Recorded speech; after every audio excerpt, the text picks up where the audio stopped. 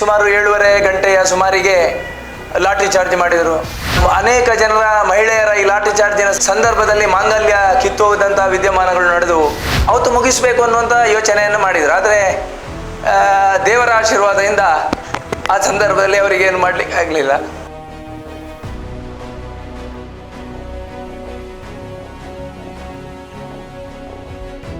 ಎಲ್ಲ ಘಟನೆಗಳು ನಡೆದಿದ್ದು ಕೂಡ ಅರುಣ್ ಕುಮಾರ್ ಪುತ್ತೂರನ್ನ ತುಳಿಬೇಕು ಅನ್ನುವಂಥ ಕಾರಣ.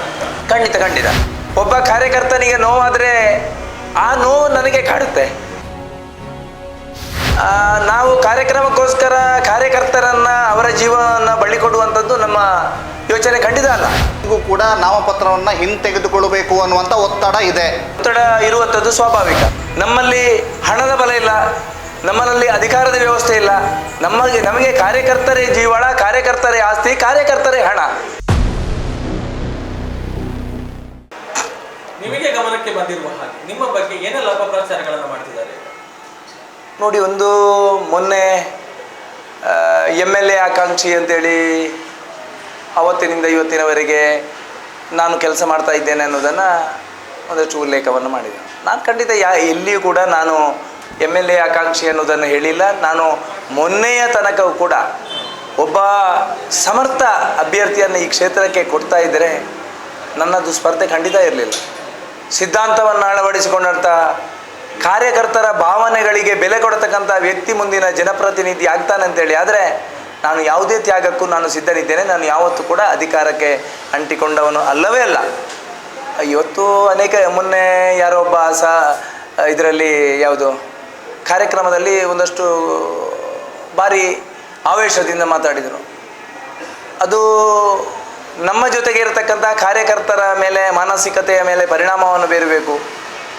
ಒಂದಷ್ಟು ಗಲಾಟೆಗಳು ನಡೆದು ಅದರ ಲಾಭವನ್ನು ನಾವು ಪಡ್ಕೊಳ್ಬೇಕು ಅಂತಕ್ಕಂಥ ಹತಾಶ ಮನೋಭಾವದ ಪ್ರಕ್ರಿಯೆಗಳು ಇದೆಲ್ಲ. ಮೊನ್ನೆ ನಾಮಪತ್ರದ ಸಂದರ್ಭದಲ್ಲಿ ಬೇರೆ ಬೇರೆ ಕ್ಷೇತ್ರದಿಂದ ಜನರನ್ನು ಕರೆದು ತಂದದನ್ನು ನಾವೆಲ್ಲ ಕಂಡಿದ್ದೇವೆ. ಒಂದು ಕಾರ್ಯಕರ್ತನಿಗೆ ಹಣ ಕೊಟ್ಟು ಭಾರತೀಯ ಜನತಾ ಪಕ್ಷದ ಒಂದು ಕಾರ್ಯಕ್ರಮದಲ್ಲಿ ಭಾಗವಹಿಸ್ತಾರೆ ಅಂತೇಳಿ ಆದರೆ ಅದಕ್ಕಿಂತ ದೊಡ್ಡ ದುರಂತ ಏನಿದೆ? ಅರುಣ್ ಪುತ್ತಿಲರವರ ನಾಮಪತ್ರಕ್ಕೂ ಕೂಡ ಬೇರೆ ತಾಲೂಕಿನ ಅಭಿಮಾನಿಗಳು ಬಂದಿದ್ದಾರಂತೆ. ಬೆರಳೆಣಿಕೆಯ ಅಭಿಮಾನಿಗಳು ಬಂದಿರ್ಬೋದು. ನಾವು ಮೊನ್ನೆಯ ಕಾರ್ಯಕ್ರಮಕ್ಕೆ 1 ಪೈಸೆ ಖರ್ಚು ಮಾಡಿದವರಲ್ಲ. 1 ಪೈಸೆ ಎಲ್ಲ ಕಾರ್ಯಕರ್ತರೇ ಬಂದಿರುವಂಥದ್ದು ಹೊರಟ್ರೆ ಬೇರೆ ಮೊನ್ನೆ BJPಯ ನಾಮಪತ್ರದ ಸಂದರ್ಭದಲ್ಲಿ ಎಲ್ಲರೂ ಗಮನಿಸಿದ್ದಾರೆ. ನಾನು ಅಂತೇಳಿ ಅಲ್ಲ, ಎಲ್ಲರೂ ಗಮನಿಸಿದ್ದಾರೆ. ಅಂಥ ಒಂದು ಸನ್ನಿವೇಶ ಇಲ್ಲಿ ನಿರ್ಮಾಣ ಆಗುವಂಥದ್ದು ಅಗತ್ಯ ಇತ್ತ ಅನ್ನೋದನ್ನು ಇವತ್ತು ಯೋಚನೆ ಮಾಡಬೇಕಾಗಿರತಕ್ಕಂಥ ಕಾಲಘಟ್ಟದಲ್ಲಿ ಈ ಕ್ಷೇತ್ರದ ಮತದಾರ ಇದ್ದಾನೆ. ಮುಂದಿನ ದಿವಸದಲ್ಲಿ ಇಂಥ ತಪ್ಪು ಹೆಜ್ಜೆಗಳು, ತಪ್ಪು ನಿರ್ಧಾರಗಳು ಪಕ್ಷದಿಂದ, ಸಂಘಟನೆಯಿಂದ, ಸಂಘದಿಂದ ಆಗಬಾರದು ಅಂತಕ್ಕಂಥ ಯೋಚನೆ ಈ ಬಾರಿಯ ಚುನಾವಣೆಗೆ ಶ್ರೀರಕ್ಷೆ ಆಗಲಿಕ್ಕಿದೆ. ಅರುಣ್ ಪುತ್ತಿಲರವರಿಗೆ ಪಕ್ಷ ಇಲ್ಲಿ ತನಕ ತುಂಬ ಕೊಟ್ಟಿದೆ ಅನ್ನುವಂಥದ್ದನ್ನು ಹೇಳ್ತಿದ್ದೀರಿ. ಕೊಟ್ಟರೂ ಹೀಗೆ ಪಕ್ಷೇತರಾಗಿ ನಿಂತಿದ್ದೀರಿ. ಈಗ ಕಾರ್ಯಕರ್ತರು ನಿಮ್ಮಲ್ಲಿ ಜಾಸ್ತಿ ಆಗಿದ್ದಾರಾ, ಕಡಿಮೆ ಆಗಿದ್ದಾರಾ? ಕಾರ್ಯಕರ್ತರು ಕಡಿಮೆ ಆಗುವಂಥ ಸಂಗತಿಯೇ ಇಲ್ಲ. ದೇವದುರ್ಲಭ ಕಾರ್ಯಕರ್ತರು ಅನ್ನುವಂಥ ಹೆಸರನ್ನು ಇಟ್ಟರೆ ಅವರು ಯಾವುದೂ ಅಪೇಕ್ಷೆಯನ್ನು ಇಟ್ಟು ಬಂದವರಲ್ಲ. ಎಲ್ಲವನ್ನ ತ್ಯಾಗ ಮಾಡಿ ಈ ಸಂಘಟನೆಗೆ ಶಕ್ತಿಯನ್ನು ಕೊಡಬೇಕು, ಆ ಭಗವಧ್ವಜವೇ ನಮಗೆ ಶ್ರೀರಕ್ಷೆ ಆಗಬೇಕು ಅನ್ನುವಂಥ ಹಿನ್ನೆಲೆಯಿಂದ ಬಂದವರು. ದಿವಸದಿಂದ ದಿವಸಕ್ಕೆ ಇವತ್ತಿನ ರಾಜಕೀಯ ವ್ಯವಸ್ಥೆಯಲ್ಲಿ ನಡೆಯತಕ್ಕಂಥ ವಿದ್ಯಮಾನಗಳು ನಮಗೆ ಮೊನ್ನೆಯಿಂದ ನಂತರ ಆ ನಾಮಪತ್ರ ಸಲ್ಲಿಕೆಯ ನಂತರ ಕಾರ್ಯಕರ್ತರ ಎಲ್ಲರೂ ಕೂಡ ನಮ್ಮ ಜೊತೆಗೆ ಕೈ ಜೋಡಿಸತಕ್ಕಂಥ ವ್ಯವಸ್ಥೆಯನ್ನು ಮಾಡಿದ್ದಾರೆ. ಇವತ್ತು ಅವಕಾಶಗಳು ಪಕ್ಷದಲ್ಲಿ ಸ್ಥಾನಮಾನವನ್ನು ಅದು 15 ವರ್ಷದ ಹಿಂದೆ ಕೊಟ್ಟಿದ್ದಾರೆ. ನಾವು ನರೇಂದ್ರ ಮೋದಿಯ ಚುನಾವಣೆಯ ಸಂದರ್ಭದಲ್ಲಿ ಕಾರ್ಯದರ್ಶಿ ಹುದ್ದೆಯನ್ನು ತಗೊಳ್ಬೇಕು ಅನ್ನುವಂಥ ಯೋಚನೆ ಅಡಿಯಲ್ಲಿ ಮಾಡಿದರು. ಆ ಸಂದರ್ಭದಲ್ಲಿ ನಾನು ಸಂಘಟನೆಯ ಪದಾಧಿಕಾರಿಯಾಗಿ ಕೆಲಸ ಮಾಡುವ ಹಿನ್ನೆಲೆಯಿಂದ ನಾನು ಅದನ್ನು ಮುಂದಿನ ದಿವಸದಲ್ಲಿ ತಗೊಳ್ತೇನೆ. ನಾವು ಈ ಬಾರಿ ನಮೋ ಭಾರತಿನ ಮುಖಾಂತರ ನಾನು ಮತ್ತು ಡಾಕ್ಟ್ರು ಸೇರಿ ಅನೇಕ ಸಮಾವೇಶವನ್ನು ಮಾಡಿದರು. ಆ ನಂತರ ಜಿಲ್ಲಾ ಉಪಾಧ್ಯಕ್ಷವನ್ನು ಕೊಡ್ತೇನೆ ಅಂತೇಳಿ ಅದನ್ನು ಲೆಟರ್ ತಗೊಂಡು ಕೊನೆಯ ಕ್ಷಣದಲ್ಲಿ ಹರಿದು ಹಾಕಿದರು. ಕಳೆದ ಚುನಾವಣೆಯ ಸಂದರ್ಭದಲ್ಲಿ ಕೂಡ ಸಂಘದ ಹಿರಿಯರು ನಾಸೀತಣ್ಣ, ಗಣೇಶ್ ಕಾರ್ಣಿಕ್ ಅವರು 1 ವಾರದಲ್ಲಿ ಹುದ್ದೆಯನ್ನು ಕೊಡ್ತೇನೆ ಎಂದು ಯಾವುದು ಕೊಡಲಿ. ಇದೆಲ್ಲ ಮೂಗಿಗೆ ತುಪ್ಪ ಮುಟ್ಟಿಸುವಂಥ ಪ್ರಯತ್ನ ಅಂತ ನಾನು ಭಾವಿಸಿದ್ದೇನೆ. ಅವರು ಅನೇಕ ರೀತಿಯ ಇಂಥ ಆರೋಪಗಳನ್ನು ಮಾಡ್ಬೋದು. ಅದರಲ್ಲಿ ಯಾವುದೇ ರೀತಿಯ ಸತ್ಯಾಸತ್ಯತೆ ಇಲ್ಲ ಅನ್ನೋದನ್ನು ನಾನು ಅತ್ಯಂತ ಸ್ಪಷ್ಟವಾಗಿ ಹೇಳ್ತೇನೆ. ಅರುಣ್ ಪುತ್ತಿಲಾರ್ ಅವರು ಅಗ್ರೆಸಿವ್ ಲೀಡರ್, ಅದೇ ಅವರಿಗೆ ಮುಳುವಾಯಿತು. ಅವ್ರು ಸ್ವಲ್ಪ ಸೌಮ್ಯವಾಗಿರ್ತಿದ್ರೆ ಬಿ ಜೆ ಪಿಯಲ್ಲಿ ಎಲ್ಲವೂ ಸಿಕ್ತಿತ್ತು ಅಂತ ಹೇಳುವಂಥದ್ದನ್ನು ಸುಮಾರು 12 ವರ್ಷಗಳಿಂದ ನೀವು ಅವರ ಜೊತೆಗಿದ್ರಿ ಅಂತ ಒಂದು ಕಡೆ ಮಾತಾಡೋದು ಕೇಳಿದ್ರೆ ಡಾಕ್ಟರ್ ಹೇಳಿದ್ದಾರೆ. ಏನು ಹೇಳ್ತೀರಿ? ಪರಿಸ್ಥಿತಿಗೆ ಅನುಗುಣವಾಗಿ ನಮ್ಮ ಕಾರ್ಯತಂತ್ರವನ್ನು ಮತ್ತು ಕೆಲಸ ಕಾರ್ಯ ಮಾಡುವಂಥದ್ದು ಅನಿವಾರ್ಯ. ಗಲಭೆ ನಡೆದಂತಹ, ಭಯೋತ್ಪಾದನಾ ಕೃತ್ಯ ನಡೆದಂತಹ ಸಂದರ್ಭದಲ್ಲಿ ಸೌಮ್ಯವಾದಿಯಾಗಿ ನಾವು ಜೊತೆಗೆ ಇರಲಿಕ್ಕೆ ಅಸಾಧ್ಯ. ಸಂಘರ್ಷದ ವಾತಾವರಣಗಳು ಅನಿವಾರ್ಯ ಸಂದರ್ಭದಲ್ಲಿ ಸೌಮ್ಯವಾದವೇ ಜೊತೆಗಿರಬೇಕು ಅನ್ನೋಂಥ ಯೋಚನೆಯನ್ನು ಮಾಡಿದರೆ ಸಂಘಟನೆ ಬೆಳೀಲಿಕ್ಕೆ ಅಸಾಧ್ಯ. ಕೆಲವೊಂದು ಸಂದರ್ಭಕ್ಕೆ, ಸನ್ನಿವೇಶಕ್ಕೆ ಅನುಗುಣವಾಗಿ ನಮ್ಮ ಕೆಲಸ ಕಾರ್ಯಗಳು ನಡೆಯುತ್ತೆ ಹೊರತು ಯಾವತ್ತೂ ಕೂಡ ಎಗ್ರೆಸಿವ್ ಆಗಿ ಇರ್ತಾರೆ ಅನ್ನುವಂಥದ್ದು ಅದು ಆಪಾದನೆ ಅಷ್ಟು ಸರಿಯಲ್ಲ ಅನ್ನುವಂಥದ್ದನ್ನು ನಾನು ಹಿರಿಯರಿಗೆ ತಿಳಿಸ್ತೀನಿ. ಓಕೆ, ಅಂದರೆ ಇದು ಅರುಣ್ ಪುತ್ತಿಲಾರ್ ಅವರು ಈ ರೀತಿ ಒಂದು ಸಂಘಟನೆಯಲ್ಲಿ ತೊಡಗಿಸಿಕೊಳ್ಳೋದಕ್ಕೆ ಕಾರಣ ಏನು? ಅಂದರೆ ತಮ್ಮ ಬಾಲ್ಯದಿಂದ ಆರಂಭ ಮಾಡಿ ಹೇಗೆ ನೀವು ಇದರತ್ತ ಬಂದ್ರಿ, ಒಂದು ಅಗ್ರೆಸಿವ್ ನಾಯಕರಾಗಿ ಹೇಗೆ ಬೆಳೆದ್ರಿ? ನೋಡಿ, ನಾವು ರಾಷ್ಟ್ರೀಯ ಸ್ವಯಂ ಸೇವಕ ಸಂಘದ ಶಿಕ್ಷಣವನ್ನು ಪಡ್ಕೊಂಡವರು. ನಮಗೆ ಹೆಗಡೆಜಿ ಗುರೂಜಿಯವರೇ ನಮಗೆಲ್ಲರಿಗೂ ಆದರ್ಶ. ಸಂಘದ ಸಿದ್ಧಾಂತವನ್ನು ಅಳವಡಿಸಿಕೊಂಡು ನಮ್ಮ ಜೀವನವನ್ನು ಕೃತಾರ್ಥತೆಯತ್ತ ಸಾಗಬೇಕು. ಸಂಸ್ಕೃತಿ, ಸಂಸ್ಕಾರ, ಮೌಲ್ಯಗಳ ಆದರ್ಶವೇ ಇಡೀ ಜೀವನಕ್ಕೆ ಒಂದು ಸಂದೇಶವನ್ನು ಕೊಡಬೇಕು ಅನ್ನುವಂಥ ಯೋಚನೆ ಅಡಿಯಲ್ಲಿ ನಾವು ಮುಂದಿನ ಕಾರ್ಯಕರ್ತರು ಹೀಗೇ ಇರಬೇಕು, ಅವರ ನಡೆ ಹೀಗೇ ಇರಬೇಕು, ಸಚ್ಚಾರಿತ್ರ್ಯವಾಗಿರತಕ್ಕಂಥ ಬದುಕಿನ ಜೊತೆಗೆ ತಮ್ಮ ಜೀವನವನ್ನು ಈ ಸಮಾಜಕ್ಕೋಸ್ಕರ ಅರ್ಪಣೆ ಮಾಡಬೇಕು ಅನ್ನುವಂಥ ಯೋಚನೆಯಲ್ಲಿ ಸಂಘದ ಸಿದ್ಧಾಂತವೇ ನನಗೆ ಪ್ರೇರಣೆ. ಸಂಘದಲ್ಲಿ ಅಂದರೆ ಈ ಸಂಘಟನಾತ್ಮಕ ಚಟುವಟಿಕೆಗಳಲ್ಲಿ ಎಷ್ಟು ವರ್ಷ ಆಯಿತು ಈಗ ತಮ್ಮ?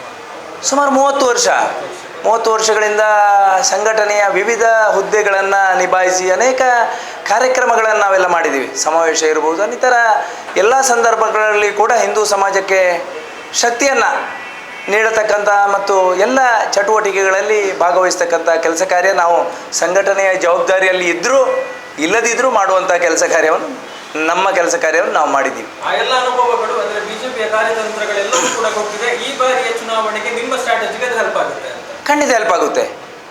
ನಾವು ಅನೇಕ ವರ್ಷದಿಂದ ಈ ಸಮಾಜಕ್ಕೆ ಕೊಟ್ಟಿರ್ತಕ್ಕಂಥ ಒಳ್ಳೆಯ ಕೆಲಸಗಳು, ನಮ್ಮ ಸಮಾಜದ ಮತ್ತು ನಮ್ಮ ಜೊತೆಗಿನ ಒಳ್ಳೆಯ ಬಾಂಧವ್ಯಗಳು, ಸ್ನೇಹಗಳು, ನಮ್ಮ ಯೋಚನೆಗಳು ಈ ಬಾರಿಯ ಚುನಾವಣೆಯಲ್ಲಿ ನಮಗೆ ಶ್ರೀರಕ್ಷೆ ಆಗಲಿಕ್ಕಿದೆ ಅಂತಕ್ಕಂಥ ವಿಶ್ವಾಸ ನಮ್ಮ ಜೊತೆಗಿದೆ. ದಕ್ಷಿಣ ಕನ್ನಡ ಜಿಲ್ಲೆಯಲ್ಲಿ ಪಕ್ಷದ ಜೊತೆಗೆ ಹೆಜ್ಜೆ ಹಾಕ್ತಿದ್ದಂಥ ಅದೆಷ್ಟೋ ಹಿಂದೂ ಮುಖಂಡರುಗಳು ಇವತ್ತು ಪಕ್ಷದಿಂದ ಹೊರಗಿದ್ದಾರೆ. ಟಿಕೆಟ್ ಕೇಳಿ ಸಾಕಾಯಿತು, ನಮಗೆ ಕೊಡೋ ಲಕ್ಷಣಗಳಿಲ್ಲ ಅಂತಂದಾಗ ಎಲ್ಲರೂ ಕೂಡ ವಿರೋಧಗಳನ್ನು ವ್ಯಕ್ತಪಡಿಸ್ತಿದ್ದಾರೆ. ಅವರೆಲ್ಲರೂ ಕೂಡ ಅರುಣ್ ಪುತ್ತಿಲಾರ ಜೊತೆಗೆ ಬರ್ತಾರ? ಅಂಥದ್ದೇನಾದರೂ ಪ್ರಯತ್ನಗಳು ನಡೀತಾ ಇದ್ದಾವ? ಸತ್ಯಜಿತ್ ಸುರತ್ಕಲ್ ಅವರು ಇನ್ನೂ ಕೂಡ ಅರುಣ್ ಪುತ್ತಿಲಾರ್ ನನ್ನ ಜೊತೆ ಮಾತಾಡಿಲ್ಲ ಅಂತ ಹೇಳಿದರು. ಪ್ರಸ್ತುತ ಬೆಳವಣಿಗೆಯ ನಡುವೆ ನಾವು ಇನ್ನಷ್ಟು ಗೊಂದಲವನ್ನು ಮಾಡತಕ್ಕಂಥ ಕೆಲಸ ಕಾರ್ಯವನ್ನು ಮಾಡೋದಿಲ್ಲ. ಈಗಾಗಲೇ ಕಾರ್ಯಕರ್ತರು, ನಮಗೆ ಬೇಕಾದಷ್ಟು ಕಾರ್ಯಕರ್ತರಿದ್ದಾರೆ. ನಮ್ಮ ನಡೆ ಗೆಲುವಿನ ಕಡೆಗೆ ಅನ್ನುವಂಥ ಯೋಚನೆ ಅಡಿಯಲ್ಲಿ ಕಾರ್ಯಕರ್ತ, ಒಬ್ಬ ಸಾಮಾನ್ಯ ಕಾರ್ಯಕರ್ತ ಗೆಲ್ತಾನೆ ಅನ್ನತಕ್ಕಂಥ ವಿಶ್ವಾಸ ನಮಗಿದೆ. ಇವತ್ತು ಪಕ್ಷದಿಂದ, ಸಂಘಟನೆಯಿಂದ ನೋವು ತಿಂದವರ ಎಲ್ಲರ ಆಶೀರ್ವಾದವನ್ನು ನಾವು ಪಡ್ಕೊಳ್ತೇವೆ. ಯಾವುದೇ ಸಂದರ್ಭದಲ್ಲಿ ಕೂಡ ಅವರು ನಮ್ಮ ಜೊತೆಗೆ ಇದ್ದಾರತಕ್ಕಂಥ ವಿಶ್ವಾಸ ನಮಗಿದೆ. ಮುಂದಿನ ದಿವಸದಲ್ಲಿ ಅವರ ಎಲ್ಲ ಆಶೀರ್ವಾದ ಈ ಕ್ಷೇತ್ರದ ಪಕ್ಷೇತರ ಅಭ್ಯರ್ಥಿಗೆ ಇದೆ ಅನ್ನತಕ್ಕಂಥ ವಿಶ್ವಾಸದ ಜೊತೆಗೆ ಅವರೆಲ್ಲರ ಆಶೀರ್ವಾದವನ್ನು ನಾನು ಬಯಸ್ತೇನೆ. ಚುನಾವಣೆಗೆ ಖರ್ಚಿದೆ, ಅರುಣ್ ಪುತ್ತಿಲಾರ್ ಖರ್ಚನ್ನು ಹೇಗೆ ನಿಭಾಯಿಸ್ತಾರೆ? ಚುನಾವಣಾ ವೆಚ್ಚ ಖಂಡಿತ ಚುನಾವಣೆಗೆ ಖರ್ಚಿರುವಂಥದ್ದು ಸ್ವಾಭಾವಿಕ. ನಾವೇನೋ ಭಾರಿ ಶ್ರೀಮಂತಿಕೆಯಲ್ಲಿ ಚುನಾವಣೆಯನ್ನು ಎದುರಿಸುವವರಲ್ಲ. ನಮ್ಮದೇ ಆಗಿರತಕ್ಕಂಥ ಕಾರ್ಯಕರ್ತರ ಪಡೆ ಇದೆ, ಕಾರ್ಯಕರ್ತರ ಭಾವನೆಗಳಿದೆ. ಆ ಕಾರ್ಯಕರ್ತರ ಭಾವನೆಗಳು ನಮಗೆಲ್ಲರಿಗೂ ಈ ಬಾರಿಯ ಚುನಾವಣೆಯಲ್ಲಿ ಖರ್ಚು ವೆಚ್ಚಗಳನ್ನು ಕೂಡ ಸ್ವಯಂ ಪ್ರೇರಿತರಾಗಿ ಮಾಡುವುದರ ಜೊತೆಗೆ ಒಂದು ಚುನಾವಣೆ, ಈ ಬಾರಿಯ ಚುನಾವಣೆ ಒಂದು ಹೊಸ ಇತಿಹಾಸವನ್ನು ಬರೆಯುವಂಥ ಸಾಧ್ಯತೆ ಇದೆ. ಅದಕ್ಕೋಸ್ಕರ ನಾವು ಆ ಹಣದ ಬಗ್ಗೆ ಯೋಚನೆಯನ್ನು ಇನ್ನೂ ಕೂಡ ಮಾಡಿಲ್ಲ. ಈ ಬಾರಿ ಹಿಂದುತ್ವವನ್ನು ಎದುರಿಟ್ಟುಕೊಂಡು ಚುನಾವಣೆಗೆ ಹೋಗ್ತಾ ಇದ್ದೀರಿ ಅನ್ನುವಂಥದ್ದು. ಹಿಂದುತ್ವ ಮಾತ್ರವೂ ಅಭಿವೃದ್ಧಿಯ ವಿಚಾರಗಳಿದ್ದು ನಿಮ್ಮ ಪ್ರಣಾಳಿಕೆ ಏನು? 2 ದಿವಸದಲ್ಲಿ ನಮ್ಮ ಪ್ರಣಾಳಿಕೆ ಬಿಡುಗಡೆ ಆಗಲಿಕ್ಕಿದೆ. ನಮ್ಮ ಚುನಾವಣೆ ಹಿಂದುತ್ವದ ಆಧಾರದಲ್ಲಿ ಆಗುತ್ತೆ. ಅಭಿವೃದ್ಧಿ ಮಾಡುವಂಥದ್ದು ಜನಪ್ರತಿನಿಧಿಯ ಕರ್ತವ್ಯ. ಸರ್ಕಾರದ ಯೋಜನೆಗಳನ್ನು ಅತ್ಯಂತ ಸಮರ್ಪಕವಾಗಿ ಈ ಕ್ಷೇತ್ರದ ಸರ್ವಾಂಗೀಣ ಅಭಿವೃದ್ಧಿಗೆ ಜೋಡಿಸಬೇಕು ಅನ್ನುವಂಥ ನಿಟ್ಟಿನಲ್ಲಿಯೇ ಜನಪ್ರತಿನಿಧಿಗಳ ಆಯ್ಕೆ ಆಗುತ್ತೆ. ಅಭಿವೃದ್ಧಿಯ ಜೊತೆಗೆ ಹಿಂದುತ್ವದ ಪ್ರತಿಪಾದನೆ ಮುಂದಿನ ದಿವಸದಲ್ಲಿ ಆಗಲಿಕ್ಕಿದೆ. ಈ ಚುನಾವಣೆಯಲ್ಲಿ ಏನಾದರೂ ಅರುಣ್ ಪುತ್ತಿಲ ಅವರಿಗೆ ಹಿನ್ನಡೆ ಆದರೆ ಅಲ್ಲಿಗೆ ಅವರ ರಾಜಕೀಯ ಭವಿಷ್ಯವೇ ಮುಗಿದು ಹೋಗುತ್ತೆ ಅನ್ನುವಂಥ ಲೆಕ್ಕಾಚಾರ ಇದೆ. ಈ ಬಗ್ಗೆ ನಿಮಗೆ ಏನಿಸುತ್ತೆ? ಹಿನ್ನಡೆಯ ವಿಷಯವೇ ಇಲ್ಲ. ನಾವು ಮೊನ್ನೆಯ ನಾಮಪತ್ರ ಸಲ್ಲಿಸುವಂತಹ ಆ ಮೆರವಣಿಗೆ ನಮ್ಮ ವಿಜಯೋತ್ಸವದ ಮೆರವಣಿಗೆ ಆಗಿದೆ. ಇಲ್ಲಿ ಸೋಲಿನ ಪ್ರಶ್ನೆ ಉದ್ಭವವೇ ಆಗುವುದಿಲ್ಲ. ಯಾವ ಈ ಕರ್ಮಭೂಮಿ ಮಹಾಲಿಂಗೇಶ್ವರನ ಪುಣ್ಯ ಧರ್ಮಭೂಮಿಯಲ್ಲಿ ಯಾವತ್ತೂ ಕೂಡ ಹಿಂದುತ್ವಕ್ಕೆ ಸೋಲಾಗಿಲ್ಲ. ಆ ಹಿನ್ನೆಲೆಯಲ್ಲಿ ಈ ಬಾರಿಯ ಗೆಲುವು ನಿಶ್ಚಿತ. ಮಹಿಳಾ ಮತದಾರರು ಬಹಳ ನಿರ್ಣಾಯಕ ಪಾತ್ರವನ್ನು ವಹಿಸ್ತಾರೆ. BJPಯಲ್ಲಿ ಮಹಿಳಾ ಅಭ್ಯರ್ಥಿ ಇದ್ದಾರೆ. ಈ ಮಹಿಳಾ ಮತದಾರನ ಸೆಳೆಯೋದಕ್ಕೆ ನೀವು ಯಾವ ರೀತಿಯಾದ ತಂತ್ರವನ್ನು ಹೆಣೆದಿದ್ದೀರಿ? ಮಹಿಳಾ ತಂಡ ಈಗಾಗಲೇ ಎಲ್ಲ ಗ್ರಾಮಗಳಲ್ಲಿ ತಮ್ಮ ಕೆಲಸವನ್ನು ಆರಂಭ ಮಾಡಿದ್ದಾರೆ.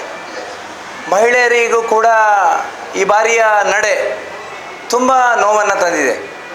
ಅವರೆಲ್ಲರೂ ಪ್ರಬುದ್ಧರಿದ್ದಾರೆ. ನಮ್ಮದು ಅತ್ಯಂತ ವಿದ್ಯಾವಂತರ ಬುದ್ಧಿವಂತರ ಜಿಲ್ಲೆ ಅನ್ನುವಂಥದ್ದು ನಮ್ಮ ಜೊತೆಗಿದೆ. ಎಲ್ಲರೂ ಕೂಡ ವಾಸ್ತವ ಸ್ಥಿತಿಯನ್ನು ಅವಲೋಕನ ಮಾಡಿದ್ದಾರೆ. ಅವರೆಲ್ಲರೂ ಒಂದು ನಿರ್ಣಯವನ್ನು ಈಗಾಗಲೇ ತಗೊಂಡಾಗಿದೆ. ಹಿಂದುತ್ವದ ಪ್ರತಿಪಾದನೆಗೋಸ್ಕರ ಕೆಲಸ ಮಾಡತಕ್ಕಂಥ ಸನ್ನಿವೇಶದಲ್ಲಿ ಕೇಸ್ ಆಗುವಂಥದ್ದು ಸ್ವಾಭಾವಿಕ. ಮತ್ತು ಕೇಸನ್ನು ಕದಕುವಂಥ ಪ್ರಯತ್ನವನ್ನು ಹಿರಿಯರು ಮಾಡಿದರೆ ಅದನ್ನು ನಾನು ಸವಾಲಾಗಿ ಸ್ವೀಕಾರ ಮಾಡಿದ್ದೀನಿ. ಭ್ರಷ್ಟಾಚಾರ ಪುತ್ತೂರಿನಲ್ಲಿ ಇಲ್ಲ ಅನ್ನುವಂಥದ್ದನ್ನು ಹೇಳುವಾಗಿಲ್ಲ. ಜನಪ್ರತಿನಿಧಿಯಾಗಿ 1,500 ಕೋಟಿ ತರುವಂಥದ್ದು ಅದು ದೊಡ್ಡ ಸಂಗತಿ ಅಲ್ಲ. ಅದು ಅವನ ಕರ್ತವ್ಯ.